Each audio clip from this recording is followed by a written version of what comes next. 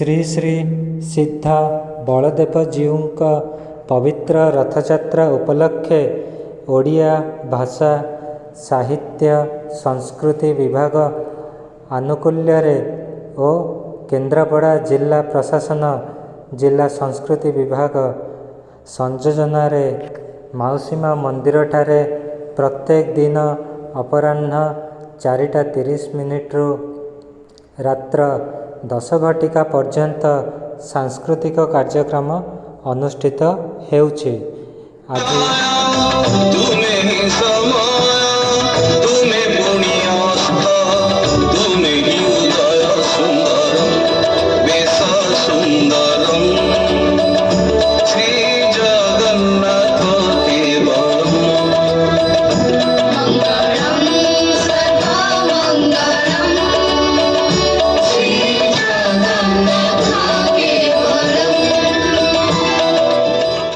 ଆଜି ପଞ୍ଚମ ସନ୍ଧ୍ୟାର ପ୍ରଥମାର୍ଦ୍ଧରେ କେନ୍ଦ୍ରାପଡ଼ାର ସର୍ବପୁରାତନ ଅନୁଷ୍ଠାନ ଗୋକୁଳଚନ୍ଦ୍ର ସଙ୍ଗୀତ ସଦନ ପକ୍ଷରୁ ଓଡ଼ିଶୀ ନୃତ୍ୟ ପରିବେଷଣ ହୋଇଛି।